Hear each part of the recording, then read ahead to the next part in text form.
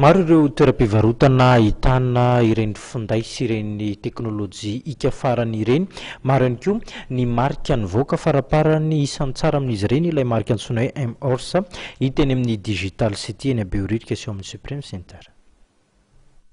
Téléphone double SIM, Android, tablette sy ny maro hafa koa amin'ny vidiny mirary nefa tsy mena mitaha amin'ny hafa raha ny kalitao no resahana.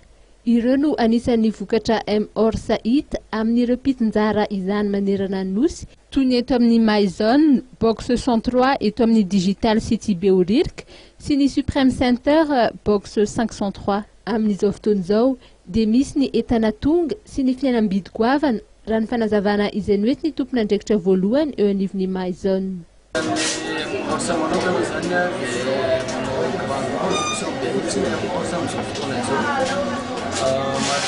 Zany efa tonga ny opération tablette efa niadantsika andrinela teo. Maro be moa nefa nametraka commande tamin'ilay opération tablette. Fa amin'izao zany izy efa tonga daholo. Dia raha ohatra zany ianao ohatra vidy tablette amin'izao ny sel moa ny dikosa tsy mila mametraka commande tsony ianao fa tonga dia mividy zany ianao zao tonga dia entana.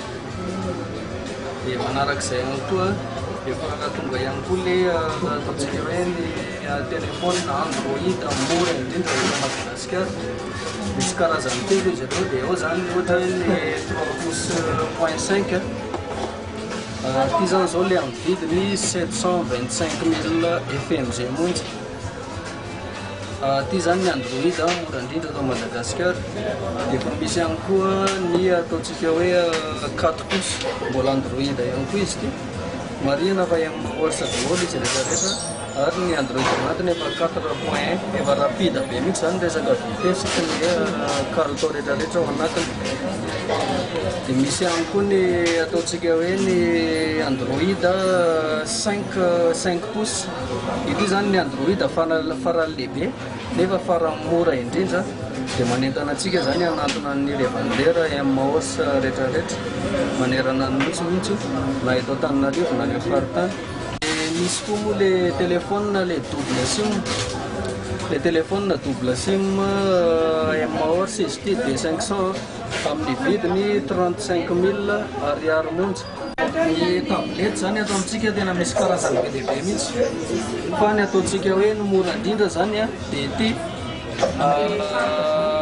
amin'ny vidiny 169 000 ariary monja.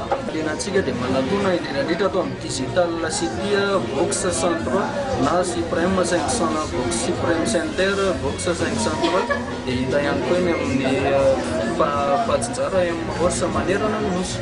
Raha ny M-Horse no resahana dia misy ny garantie iray volana sy ny service après vente herintaona manerana ireo mpitsinjarany entana M-Horse ary hita fa maro tokoa ireo mpanjifa no liana amin'ireo tolotra samihafa izay arosony.